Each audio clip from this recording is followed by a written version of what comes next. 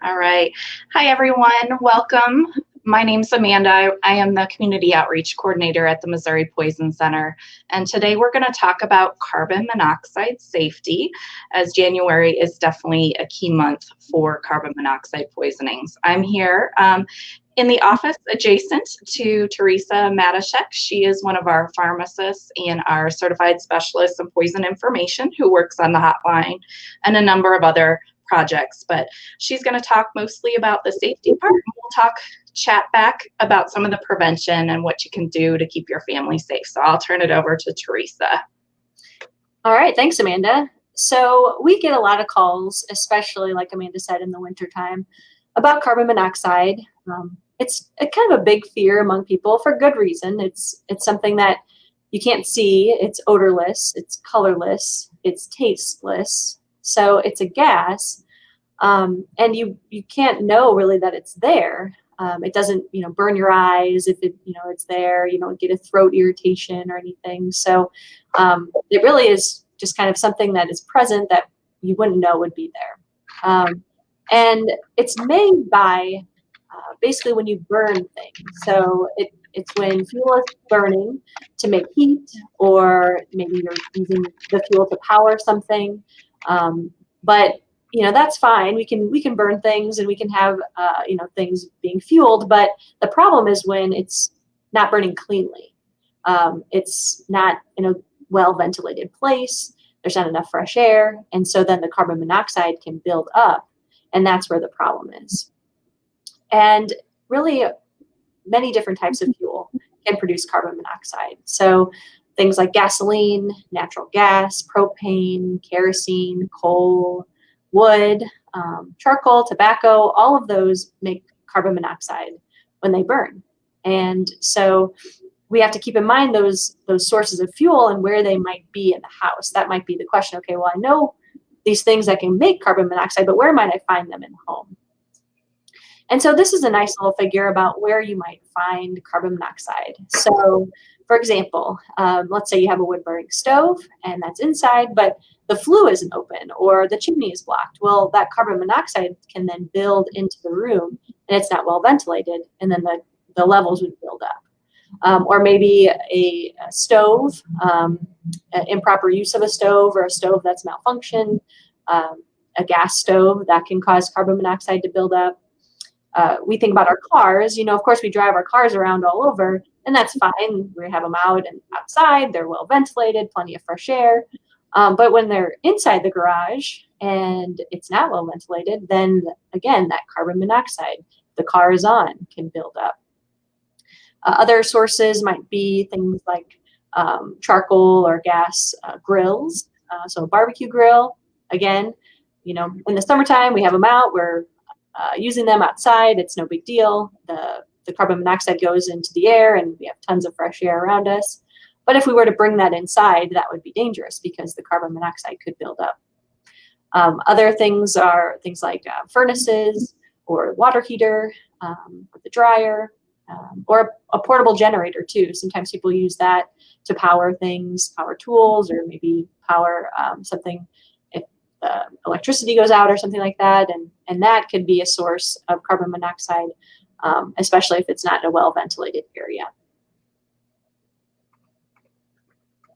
So how would you know then if you have something, symptoms from carbon monoxide? Because again, it's colorless, it's odorless, you don't get any irritation, you're not coughing like some other gases might cause. Well, there are some early symptoms that can happen. And that could be kind of like flu-like in a way. So headache, dizziness, upset stomach, feeling tired. Those are some of the early symptoms. And then as the carbon monoxide levels rise in your body, if you don't get to fresh air, that builds up, and you can have difficulty thinking, you can have memory issues, you could pass out even. And then all the way up to, of course, the most dangerous would be a heart attack, and then it can even cause death. And these things can progress quickly, especially if the carbon monoxide level is increasing quickly, or the area is filling with more and more carbon monoxide.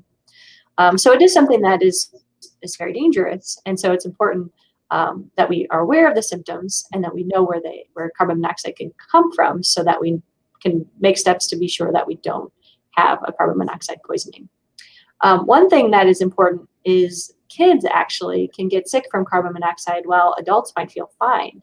So that's important to note, that a kid could become symptomatic or could have symptoms before an adult would ever have those symptoms. So be sure to keep that in mind. So our calls that we get to the poison center, might be, I think I may have carbon monoxide poisoning, or maybe they think that something has malfunctioned in their house.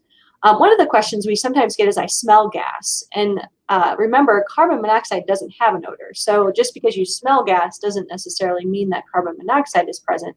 That's more likely due to some sort of gas leak from your home. So that's an important thing that we need to take care of.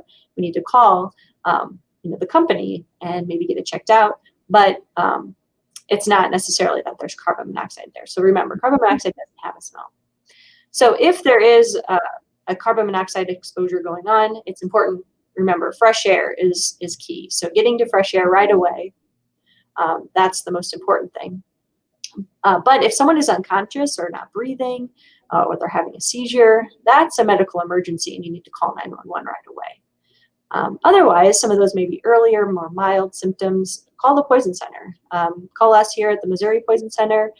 You can reach us at 1-800-222-1222.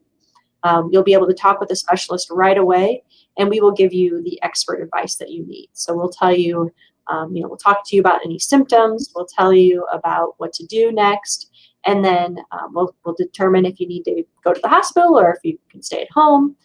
And then the other thing is we probably would recommend that if you have something going on, it's probably due to maybe some sort of malfunction in one of your systems, or we're not sure what the source is. So we would need to call maybe the local gas company or the fire department or some other health authority. So we would direct you to call that company or the fire department, and they would help you in finding the source. So they might send someone out to your house that would help figure out where it might be coming from, because we wouldn't be able to identify that over the phone, most likely. So then really the main thing is prevention. Prevention is key, and Amanda is going to talk about some pointers on that. Great. Thanks, Teresa, for all that great information. Really, with prevention and carbon monoxide, the biggest prevention you can do in your home is to make sure you have a working carbon monoxide detector, that it's checked at least twice a year. You replace it even every 5 to 7 years. They don't last forever, and there's often an expiration date on those, and you want to go ahead and check that expiration date when you check those batteries at least twice a year. And then additionally, you want those carbon monoxide detectors on every level of your home. So in a basement level, in a second story, and as close to a bedroom, within 10 feet is ideal, because that's where you're going to be sleeping. And we want to make sure that you're able to hear those clearly in the night. The other, types of prevention are things that we've already kind of talked about, not to run or use anything that has an engine or burns fuel within the home. So, in the chance of a power outage and you have a portable generator, you want to make sure that that's outside and actually up to 15 feet away from an open window or the source of the home. Keep them outside and away.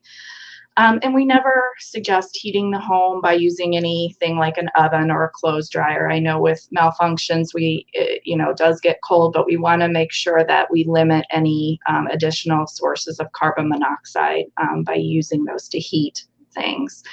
And then if you have a fireplace, wood burning fireplace or such, we want to make sure that your flue is open and it's working properly. It's best to have somebody come in and check those areas annually and inspect your fireplace inspection, just to make sure there's no blockages and to make sure that's free and clear.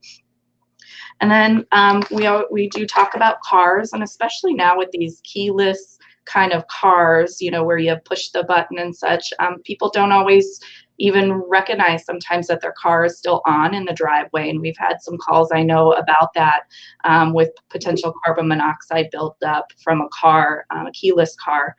And so we never want to keep those a car or an engine running in a garage. Even if the door is open, if it's an attached garage, there can be some leakage there.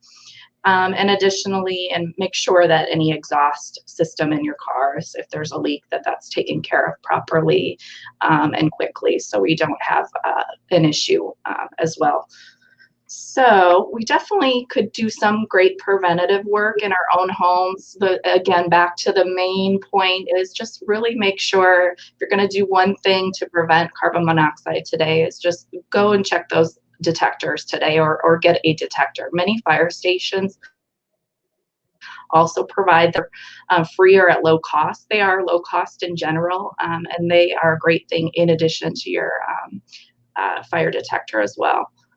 So we always end our little talk here by making sure that you save the Poison Center helpline in your phone today. So it's been on the screen, but here it is again, 1-800-222-1222. And we encourage you to save it in your phone number as a contact before you need us. We're always there to help.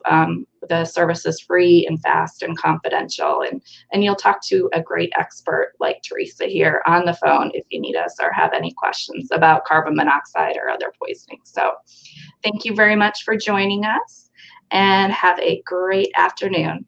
Thanks, everyone. Looking forward to talking to you on the phone. All right, bye-bye.